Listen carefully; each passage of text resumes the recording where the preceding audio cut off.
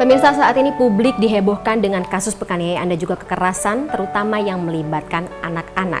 Kita berangkat dari kasus penganiayaan atas D yang juga dilakukan oleh segelintir orang dan salah satunya saat ini juga ditetapkan sebagai pihak yang berkonflik dengan hukum dan juga berusia masih di bawah umur alias anak-anak. Saya ingin gali perspektif dari Komisi Perlindungan Anak Indonesia. Bagaimana tidak hanya mengawal sampai dari proses hulu sampai juga dengan proses hilir terkait dengan bagaimana kita semuanya sama-sama juga harus melindungi hak dan kewajiban anak-anak walaupun mereka berkonflik dalam hukum. Dalam spesial episode One on One kali ini bersama saya Fani Imaniar dan juga narasumber saya Ketua KPAI Ai Mariati Soliha.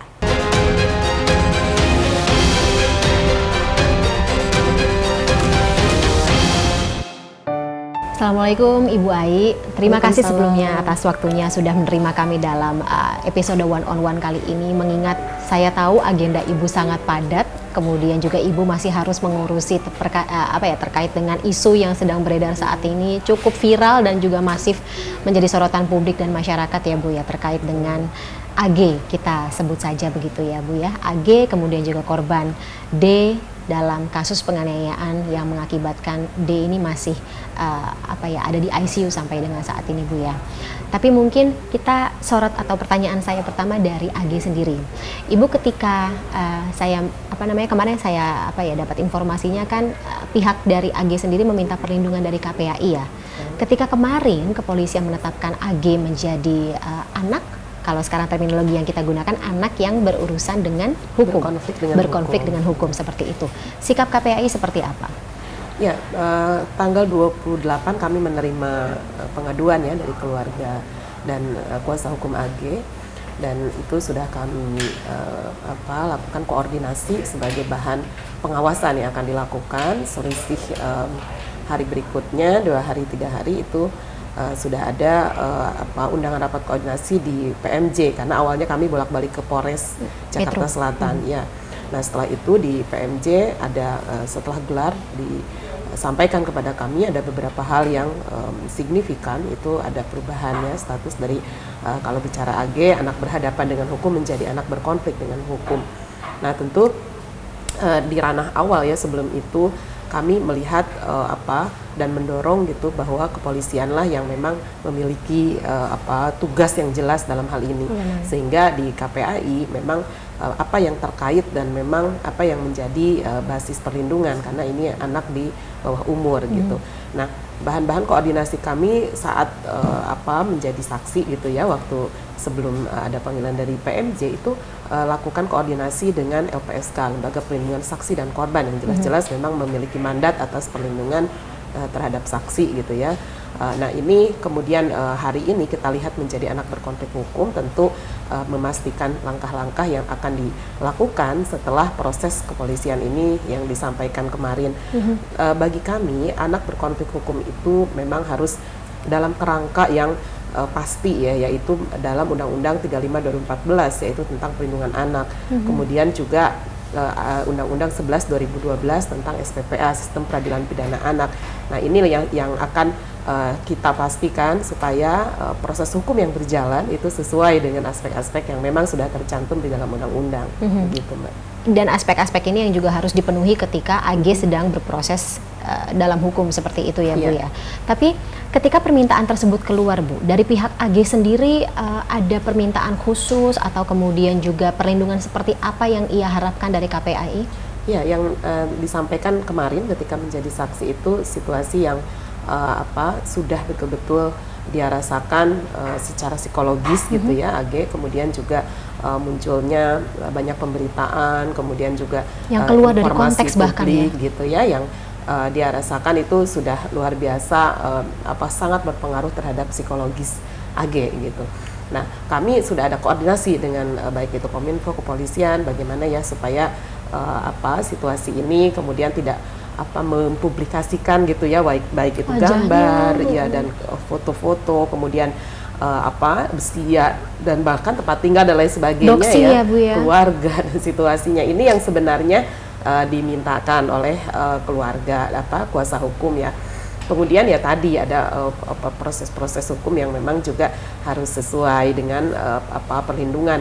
Beberapa hal kami identifikasi, kami tanyakan apakah dalam proses misalnya BAP adakah hal yang tidak menyenangkan, kan itu bagian kami ya untuk bertanya, atau proses-proses yang tidak ramah anak misalnya hingga larut malam ya, kemudian dalam situasi orang dewasa yang memang tidak dipisahkan misalnya, ini hal-hal yang sudah kami lakukan koordinasinya, dan ini bagian dari tadi tugas pengawasan. Nah saat ini kemudian menjadi ABH, saya kira juga sama gitu ya, kami kemarin pun saya sampaikan mari sama-sama dengan awak media kita berupaya bahwa tidak ada publikasi yang menunjukkan identitas anak. Lalu kemudian dengan kepolisian, saya kira kemarin juga Pak Hengki sudah menyampaikan ya Pak di Reskrimum bahwa langkah-langkahnya ini memang akan dilakukan secara sesuai dengan aturan perundangan yang berlaku gitu. Nah tentu saja koridor ini kan kita menjadikan bagian dari koordinasi dan pengawasan KPAI gitu. Untuk itu kita beri kesempatan, kita bersabar gitu ya, bagaimana yang akan kita lakukan. Nah di ranah yang paling harus dipastikan itu kan sebenarnya situasi anak berkonflik hukum ini apakah dilakukan penahanan atau tidak gitu ya. Dan bahasa penahanan ini kan kalau mungkin masyarakat awam melihat harus dipenjara gitu ya, harus sama gitu dengan orang dewasa lainnya. Nah ini juga yang kami sampaikan kemarin di kepolisian bahwa terminologi LPKS, Lembaga Penyelenggaraan Kesejahteraan Sosial, tempat di mana anak dititipkan gitu ya, sementara dalam proses hukum itu juga jika anak tersebut melakukan misalnya tindakan-tindakan ada upaya menghilangkan alat bukti gitu ya, terus akan lari dari pemeriksaan, kemudian dia tidak kooperatif, kemudian tidak mendapat jaminan dari orang tua, bahkan mungkin akan berpotensi melakukan tindakan kriminal lagi atau residivis gitu. Itu juga ada asesmennya kan Ibu ya? Betul, jadi ini yang menjadi bagian edukasi kita gitu ya. Itu artinya kalaupun tidak dilakukan penahanan, ini tebang pilih atau apa, sama sekali tidak dalam konteks itu. Bahkan proses hukum atas peningkatan menjadi berkonflik ya, dari berhadapan dengan berkonflik, sebetulnya ini adalah kewenangan kepolisian yang kita dorong, kita berikan gitu kesempatan, dan alat-alat bukti apa yang dimiliki itu di awal KPAI bukan bagian yang misalnya dengan lapor ke KPAI akan melindungi anak dari proses hukum, tidak demikian, atau menghindari proses atau melindunginya. Ini konteksnya itu tidak bisa terjerat hukum gitu, bukan konteks di situ. Tetapi setelah prosesnya justru dilakukan oleh tugas dan kewenangannya ada di kepolisian, lalu langkah seperti apa? Nah inilah yang disebut tadi kekhususan gitu ya, ada ruang lingkup perlindungan yang memang sesuai dengan aturan perundangan, bukan maunya KPAI yang memang menjadi kelembagaan, tetapi menjalankan apa yang dikatakan oleh undang-undang ini, lalu kemudian kami yang mengawasi. Dan ini sekali lagi berlaku untuk terminologi anak korban, anak pelaku, dan anak saksi. Jadi kita tidak parsial dalam hal ini. Lalu kan kalau kami juga akan berbicara soal pengawasan terhadap anak korban, ya nanti kami juga akan sampaikan bagian-bagian yang memang itu menjadi tugas dan fungsi untuk kita awasi sesuai lagi dengan aturan perundangan gitu. Sebelum saya masuk lebih dalam terkait dengan AG, kemudian juga D, pihak-pihak yang terlibat gitu dalam proses hukum yang sedang berjalan ini, Bu, saya penasaran terkait dengan terminologi yang digunakan saat ini gitu. Tadi ada anak yang berproses dengan hukum, anak yang berhadapan dengan hukum, anak yang berkonflik dengan hukum. Sebab masyarakat kan taunya cuma tersangka, pelaku, kemudian juga terpidana gitu. Mereka yang mau udah usianya di atas atau dari undang-undang ini sudah masuk usia dewasa, maupun mereka yang masih usia anak-anak, di mata masyarakat ini sebenarnya sama. Tapi kita menggunakan, atau KPAI sendiri sebenarnya memang mengedukasi menggunakan terminologi yang tepat seperti itu. Kenapa, Bu? Ya, pertama ABH itu berlaku untuk tadi 3 ya. Kalau berkonflik itu pelaku gitu. Kalau sejauh ini kita sebutnya anak dengan A huruf besar di awal. Anak. Nah ini menunjukkan bahwa secara filosofis ya, memang situasi anak ini seluruhnya adalah korban. Karena apa? Kalau kita melihat dari dimensi mengapa anak melakukan tindakan kekerasan, kalau di awal misalnya anak menjadi korban, ini juga ada ruang lingkup subjek hukum bahwa anak ini masuk dalam terlibat ataupun dalam ruang lingkup kejahatan itu bukan menjadi variabel tunggal. Ada situasi yang anak tidak mengerti sedang dilakukan tindakan kejahatan gitu ya.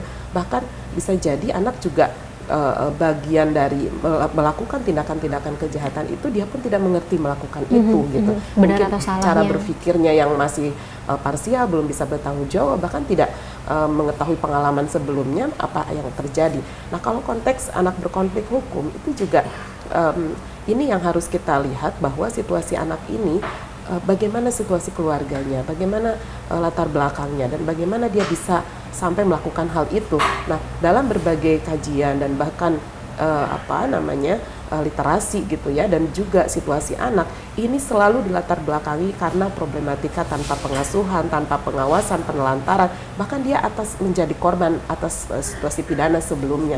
Jadi hal-hal ini yang menunjukkan bahwa secara filosofis bukan hanya situasi anak ini belum mampu memberi keputusan atau bertanggung jawab atas tindakan dirinya, namun juga dia terkait pada variabel sosial yang tadi disebutkan, banyak bahwa dia menjadi yatim piatu atas situasi gitu ya, yatim piatu atas situasi, bahwa dia tidak diberikan pendampingan, tidak diasuh misalnya oleh orang tuanya, tidak diberikan pendidikan kecakapan hidup, bahkan menanam budi pekerti ya, dan dia bisa jadi terlantar secara pemenuhan haknya, dan dia misalnya terlibat juga dalam praktek kekerasan yang menimpa dirinya sehingga dia tidak pulih dan melakukan kembali praktek itu kepada orang lain. Ada situasi sosial yang selalu erat kaitannya dengan dia anak menjadi berkonflik di dalam hukum.